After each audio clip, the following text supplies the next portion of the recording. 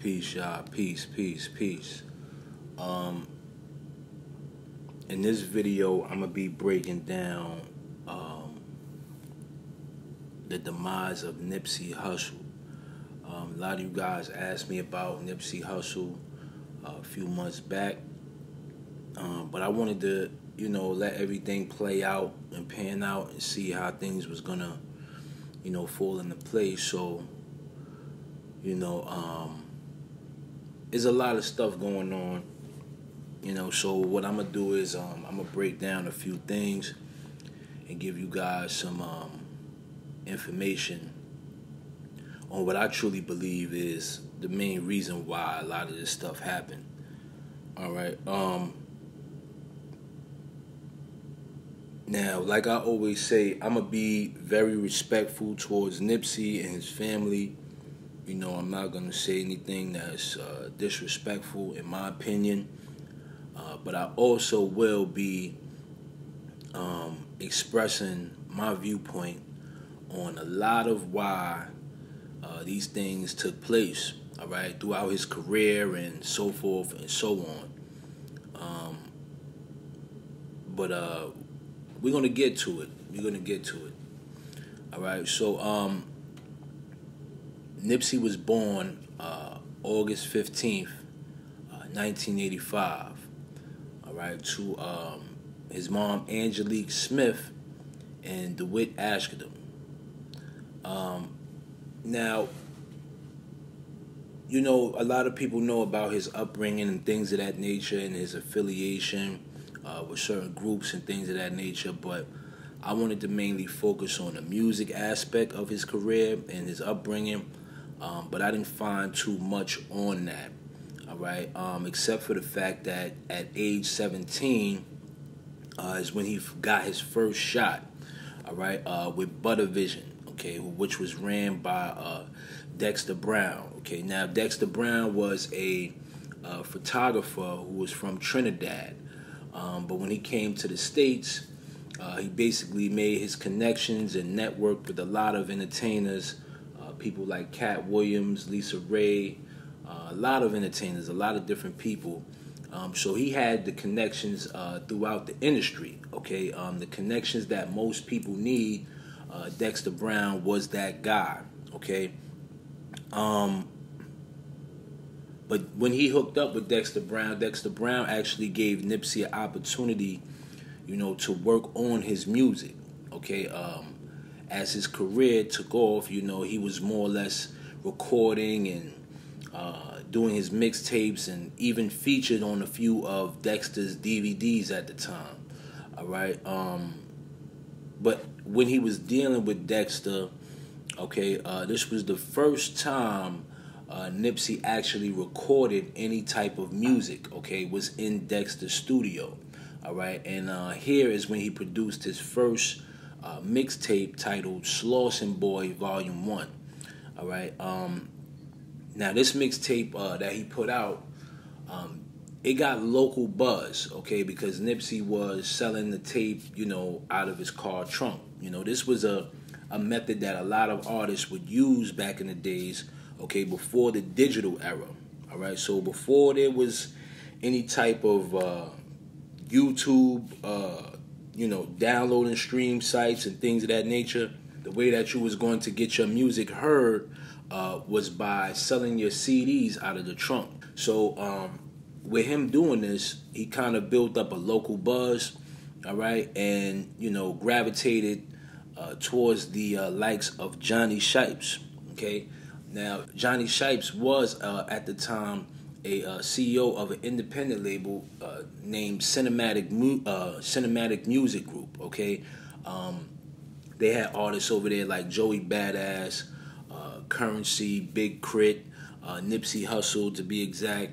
Okay, this was the generation of that 2010-11 era, all right, when it was becoming more hip-hop based, all right, and Johnny Shipes was behind a lot of these acts that are popular today. You also had Big Sean as well, who was also down with Cinematic Music Group for a short period of time. The list goes on. A lot of artists were down with Cinematic Music Group, which was a venture off of Epic Records. Okay, so by Nipsey hooking up with Johnny Shipes, he was able to make these connections and get involved in the industry at a deeper level. Okay, so now fast forward, Nipsey Hussle is recording mixtapes. Okay, he's doing mixtapes such as Bullets Have No Name on it, a whole lot of them. Victory Lap, all of these tapes that he had put out from that time period. Okay, from when he first got signed to Cinematic Music Group up until he released his major debut mixtape. All right.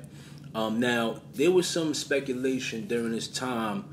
While he was signed to Johnny Shipes, that Snoop Dogg was actually hating on Nipsey Hussle and was preventing him from moving forward, all right? Due to the fact that they had similarities, they looked alike, they were both affiliated with certain gangs and things of that nature, but there was said to be that Snoop Dogg was preventing him from moving forward in his career, all right? Now this goes in hand what I explained to you guys before about blackballing, how a lot of artists tend to blackball other artists, all right? And in this situation, it took for Nipsey to contact Big U. Okay, now Big U is a well-known Crip in Los Angeles, okay, that had street ties to both artists, all right? So I truly believe Big U was the one that made the talk between Snoop and Nipsey, to allow Snoop to, take his hand out of certain situations for Nipsey to prevail and to make his debut mark. All right. With that being said, Snoop actually featured Nipsey on his album, okay, Malice in Wonderland. All right, where he was actually on Snoop's album and got his first major appearance on a worldwide platform, to be exact. All right. So Nipsey is dropping mixtapes and things of that nature, but not getting what he wanted. As far as the worldwide buzz. You know what I'm saying? I believe his whole potential was to be a household name. Okay. He released songs like "Hussle in the House." It was a good song, but it didn't really make its mark, okay, in the industry or worldwide in different demographics. We heard the song on the East Coast, and that was just due to certain platforms that was, pretty much putting his music out to us. All right. But here's where it gets interesting at. Okay, now, if you studied the career of Nipsey Hussle and watched how, he progressed and, the certain limitations he had, okay, when his music was out. People knew who he was, but it was like, what is this guy about? All right. But it wasn't until 2013, okay, when he released his major mixtape, which was titled Crenshaw. Okay, now, some of you may agree with me, some of you may not agree with me, all right? But like I said before, when you're involved in the industry, okay, and, you're not seeing those results that you're expecting, okay, this is when a lot of these artists, they get down with certain things like taking oaths and, getting involved in occultic practices, okay? So now, this is when Nipsey introduces the marathon. Okay, the marathon continues. This whole scenario of the black and white chessboard, which represents duality in the Masonic business here. All right, so when we take a look at this here, all right, this mixtape, which was actually considered an album in a certain format, all right. He had a lot of big name features on this album, okay, with artists such as Rick Ross, okay, Slim Thug and Sade, okay, artists that a normal underground artist wouldn't be able to get these features, okay? But Nipsey was able to get these features, okay? Mind you, he was also independent at the time, all right? So there were no connections or ties there that he can go and reach out to a label and say, hey, you know, I want to do this song with this such and such artist, all right? Now, we all know Rick Ross had basically made a song which was titled Freemasons, okay? So when we see this here, the spotlight is now on him because Nipsey has now basically been inducted into this group of individuals now, okay? So now, before he was involved in these group of individuals, okay, he couldn't get a feature from Rick Ross, Slim Thug, or Sade. You know, he didn't have the attention of Jay-Z, all right? But it was, like I said, at this very point where things for Nipsey had kind of changed, all right? Nipsey actually got the idea of selling his mixtape for $100, okay, from the author Jonah Berger, okay? Now, Jonah Berger had a book called Contagious, How Things Catch On, all right? Now, this inspired his Proud to Pay campaign for his mixtape Crenshaw, all right? Now, when you join a certain group or things of that nature, okay, this is what you call enlightenment, all right? Now, Nipsey may have not known this at all right? But when he took on this idea that he read from this book, which someone possibly had given him, okay, this sparked up an interest, okay? Now, you've had people like Jay-Z, okay, who actually bought 100 copies, okay, of this Crenshaw album, all right? Now, some people may say, okay, Jay-Z, this was a ploy for Jay-Z to trap Nipsey Hussle and things of that nature, but here's what I'm going to say as well to this. Once these type of things are involved, all right, Jay-Z actually was the one to make it look cool, okay, to support these type of things, all right? Now, this is a great business venture on Nipsey's behalf, all right? But understand that this brought major attention to Nipsey Hussle, okay? Possibly unwanted attention, all right? Being that he was able, okay, to tap into this idea, all right, or someone giving him this idea, all right, and him being this creative to do, all right, it was kind of like an audacity, okay, because it was like, who do you think you are to sell your tape at $100, okay, and I'm Jay-Z. I don't even sell my album for $100, okay? So this was a way for, you know, these people at these companies to take a big, close look and pay more attention to Nipsey Hussle, okay, which is what he wanted initially, all right? He wanted to be acknowledged by the big wigs and things of that nature, all right? But it caused him some spite down the line, all right? Now, I want you guys to pay very close attention because Rock Nation is going to come up multiple times, okay, in this situation here. Multiple times, all right? So let's fast forward, okay, to June 17th, all right? 2017, when he opened up the Marathon clothing store, all right, in his neighborhood. All right, now he purchased this store in the Crenshaw area where he gave a lot of his fellow comrades an opportunity to make a living for themselves, okay? This is where Nipsey would sell all of his products, and his music would be there exclusively heard and things of that nature. He was a humanitarian, all right, and he stuck close to the people so that he could hear everything that the people were saying, all right? Now, some people would say that these are bad things to do when you are at a level such as Nipsey Hussle and still being at that, you know, point where you're still in the neighborhood. This happened to a lot of artists that didn't leave their old neighborhoods and were fatally killed there and things of that nature, right? But when he opened up this store, the Marathon store, right, and it showed his independence. Okay, he created the label All Money In at the same time. Okay, and the industry took this as a threat. Okay, it was kind of like a slap in the face, as if y'all not gonna let me in, I'll make my own lane. All right. So as Nipsey's influence was starting to grow,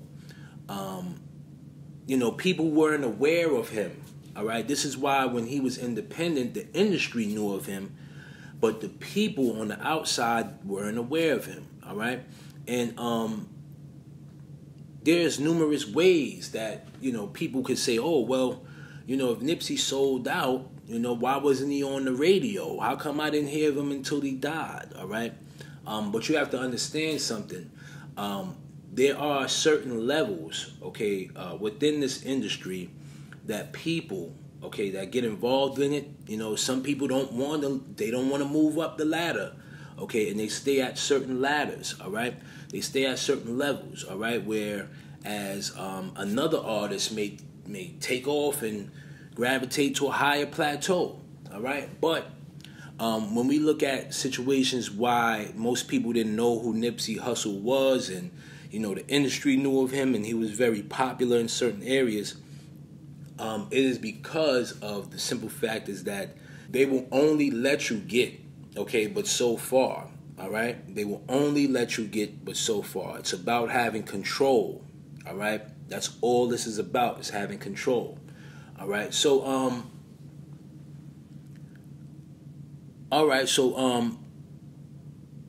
Nipsey is doing his part, basically, as a humanitarian, all right? But I'm going to get into the real reason why I think a lot of these things had taken place in his situation, all right? Now, when you go against the oath that you take, okay, in this music business, all right, you pretty much put yourself in a bad spot. Now, Nipsey Hussle was a part of the industry, but Nipsey Hussle did not play their game. When he started to realize that his feet was getting wet in this business, okay, he took it upon himself to try to make a few changes, all right? And the changes that he decided to make, all right, may have cost him his life, all right? Now, like I said, when you guys get in this business and you think that you're going to rap and, try to change the way the business is ran, okay, you have to understand this program is bigger than you and I, all right?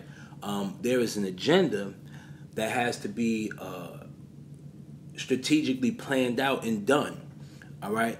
So when we take a small look at a few three things, okay, a few three things that Nipsey Hussle was involving himself in, we can clearly see that this was a Masonic ritual that was done on, their behalf, all right, to sabotage his career. Now, the first and foremost thing that I found to be very interesting, okay, was the Dr. Sebi documentary. How they play. Oh, yeah. Niggas was tweeting me, Hussle, be careful, man. Your plane gonna go down. I say, niggas better ride for me. Yeah, that's what I'm saying. Don't pray, ride for a nigga. Yeah, I tell that's him. it.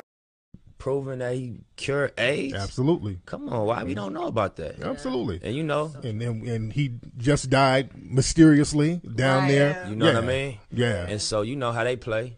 Okay, now, a lot of people are familiar with who Dr. Sebi is, okay? But I don't think a lot of people are familiar with the importance he had on humanity, okay? Now, Dr. Sebi, in my opinion, was taken out of here, okay, by the pharmaceutical companies. Okay, for the simple fact is that if medicine, okay, is what these people are striving off of, okay, and you have a holistic herbalist that is telling you you can take these natural fruits and vegetables, all right, to basically get rid of any sickness, all right, these major companies would pretty much go out of business, all right? So the message that Dr. Sebi was portraying to the people was sabotaged numerous of times, all right? So much so that they ran Dr. Sebi out of America, okay? Now, when Nipsey Hussle decided to take it upon himself to create a documentary around Dr. Sebi, all right, this caused a lot of unwanted attention again, okay? It's because of this, right? Like I said, when you join these groups and you're informing the people, all right, of what's going on, all right, it's kind of like a slap in the face, okay? So, once he decided to create this documentary, it kind of put a target on his back, okay? A lot of people don't want Dr. Sebi's story told for the simple fact is that, a lot of the practices that he did weren't FDA approved, okay? So, with that being said, a lot of his stuff was considered illegal, it wasn't, even though it was holistic, but, these people looked at it as such, all right? Now, the second thing that I noticed that might have caused Nipsey some trouble here was when he bought the shopping mall that his store was located at. Okay, now, with Nipsey Hussle actually purchasing this shopping mall here, which we know is possibly owned by Zionists, okay, understand something.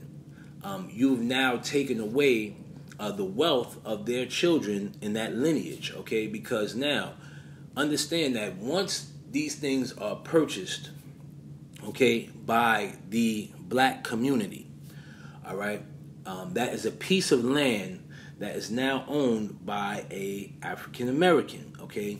And now Nipsey's children would inherit that land, and so on and so forth, all right?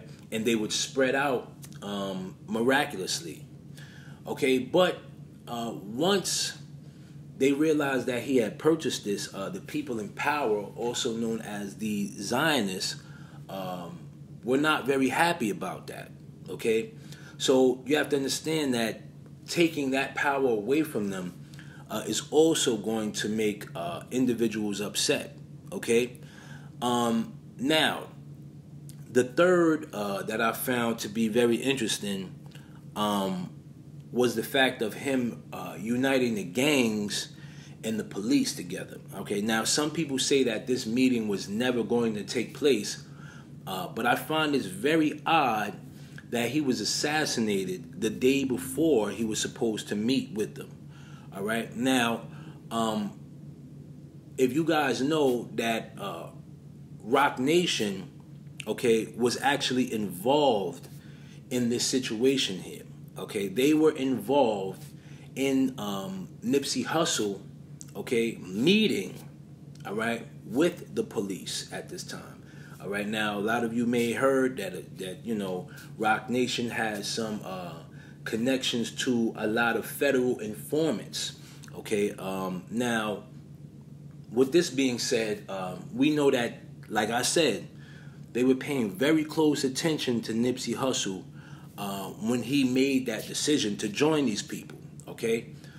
But they wanted to make a point, okay, by doing this, all right, by assassinating him the day before the meeting, okay, at the age of 33, okay? We see that number there, all right, and the marathon continues here, okay, and they're involved in his merch and things of that nature. So there is a connection there with the Masonic ties, okay.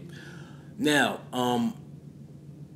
my true exact feelings on this is the simple fact is that Nipsey Hussle wanted to change. He wanted to change a lot of things that was going against their program, all right? If you pay very close attention to this chessboard here, okay, this is a game, all right, that these people play, all right? And if you are disrupting their game plan, all right, you will pretty much be in that situation, all right? So with Nipsey not playing along in the game, all right, and going against the rules here, because let's think about it. If the gangs and the police were to actually squash their beef and there were no more crimes being committed, all right, the government would be overthrown, all right?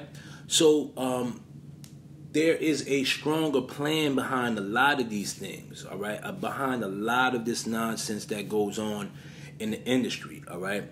And now if we pay very close attention, suddenly they are trying to destroy the character of Nipsey Hussle, okay, by putting out false information on the man that no one has proof of, all right? Now, a lot of these people understand the process of the general public and how naive most people are when we see these type of things, all right? So when we hear an individual say that Nipsey was involved in some type of homosexual activity, okay, it is basically the same practice that they did with any other entertainer that wanted to make a change, all right, throughout this world, all right? You've had people talk bad about Tupac after he left, okay? You had people talk bad about Michael Jackson, all right? People talk bad about Prince, all right? Anything to sabotage the career and the legacy of an individual who made an impact on this world, they will actually change it, all right, and spin the narrative to make that person look less of a value than they actually are, all right? So when we take a very close look, all right, at certain things, we know that how these people play is truly, truly unfair, all right? And we also have to understand that there's a price that comes with being a humanitarian, okay? Jesus was in the same predicament as well.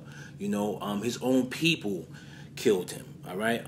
Tupac was killed by his own people, all right? Malcolm X was killed by his own people. These are people that were humanitarians and decided to make a change for the better, all right? But seeing that this guy, Eric Holder, was the one behind this and this whole ploy was done by the government, all right, everything is usually swept under the rug, all right? Now, Eric Holder, his whole ploy was that Nipsey had called him a snitch to his face, all right? And you know, Nipsey actually allowed this guy to walk away from him angry, okay, and still reside there and come back to be assassinated, okay, which I truly believe is complete BS, all right? I truly believe this is complete BS, all right?